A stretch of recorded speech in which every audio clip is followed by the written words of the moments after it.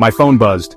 A notification popped up, a new contact on Signal. Strange. I didn't recognize the number, it was saved as Michael Waltz. The name rang a bell but I couldn't place it. Curiosity piqued, I tapped on the contact. It was a simple profile. No picture. Just the name. And a pending connection request. Why would Michael Waltz want to connect with me? The question nagged at me. I vaguely recalled him being a politician. A Republican congressman maybe, not someone I'd expect to have on speed dial. Still, something in me clicked accept. It was a slow news day after all. Little did I know, this seemingly innocuous act would plunge me headfirst into a maelstrom of national security secrets and high-stakes international intrigue. Days passed. Silence. I'd almost forgotten about the mysterious Mr. Waltz. Then it happened. Another notification. This time it wasn't a message. It was a group invitation. The group name sent chills down my spine. Houthi PC small group. Houthi? As in the Yemeni rebels? What in the world had I stumbled into? My finger hovered over the join button. A knot of unease tightened in my stomach. This felt wrong. Dangerously wrong. This wasn't some casual chat group. This was something far more serious. Something I suspected I shouldn't be a part of. The group was a whirlwind of cryptic messages and acronyms. Names I recognized from the halls of power flashed across my screen. Marco Rubio, the Secretary of State. J.D. Vance, the Vice President. Even T.G., Tulsi Gabbard, the Director of National Intelligence. These weren't fake accounts, this was the real deal. I was in the digital inner sanctum of the Trump administration's national security apparatus. My head spun. How was this even possible? Why was I, a journalist, privy to these highly classified conversations? Was this some elaborate prank, or worse, a disinformation campaign? I had to be sure. I started taking screenshots, documenting everything. This was too big, too important to ignore. I reached out to a contact at the Pentagon. Someone I'd known for years, a reliable source. Off the record, I typed, my heart pounding. Any planned action in Yemen? Houthi related? His reply came back almost instantly. Nothing I've heard. Where'd you get that idea? His denial, though expected, did little to calm my nerves. If anything, it only solidified my suspicions. Something was brewing, and I was somehow caught in the middle of it. The chat, initially filled with logistical jargon and intelligence reports, gradually shifted. The tone grew more urgent, the language more alarming. The focus zeroed in on a series of targets in Yemen. Houthi strongholds, they called them. Safe houses, weapons depots. And then, the chilling phrase that sent shivers down my spine. Kinetic action. They were planning airstrikes. I watched horrified as these powerful figures debated the merits of military action. Casualties were discussed with cold detachment.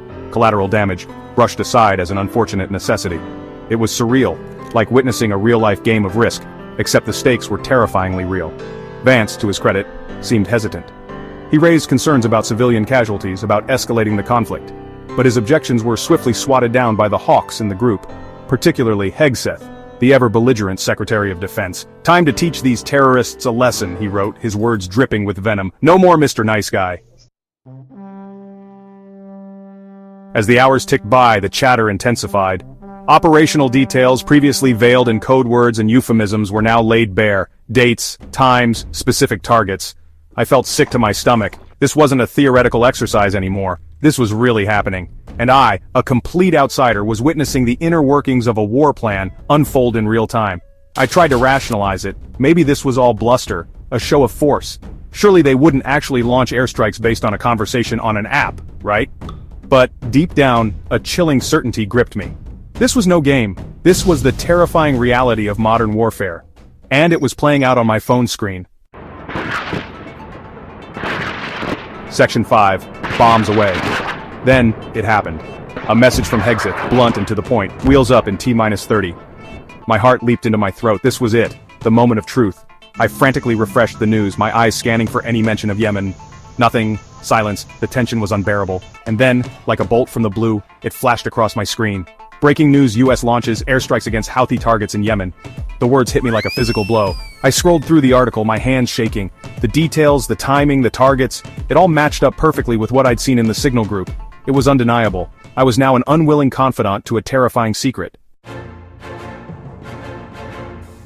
Section 6. Scramble for cover-up. The chat, abuzz with activity just moments ago, fell eerily silent. Then the scramble for plausible deniability began. Messages were hastily deleted. Excuses were manufactured. Fingers were pointed. It was a masterclass in crisis management, albeit a clumsy and desperate one. Hegseth, never one to shy away from the spotlight, was the first to break the silence. Fake news, he declared, his bravado ringing hollow. Never happened. My account must have been hacked. His denial, however, was met with skepticism from the rest of the group. Even in the midst of this chaotic cover-up, the absurdity of the situation wasn't lost on them. Section 7. The Fallout. The news of the leak, as expected, sent shockwaves through Washington. Politicians, pundits, and talking heads went into overdrive. Accusations flew, investigations were launched. The very foundations of American democracy seemed to tremble. How could something like this happen? How could such sensitive information be so carelessly mishandled? The White House, caught flat-footed, went into full damage control mode. Press conferences were held, statements were issued, but the more they tried to explain, the worse it got. The story, fueled by the constant churn of the 24-hour news cycle, refused to die down. It was a scandal of epic proportions, a testament to the Trump administration's staggering incompetence. Section 8. A Nation on Edge. The ramifications of the leak extended far beyond the Beltway. International relations were strained, allies were outraged, enemies emboldened. The world watched in disbelief as the once mighty United States, a beacon of democracy and stability, seemed to teeter on the brink of chaos.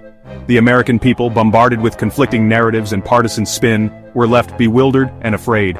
Trust in government, already at an all-time low, plummeted further.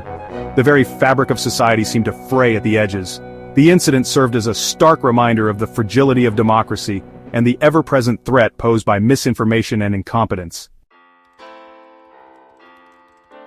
Section 9. Trust no app.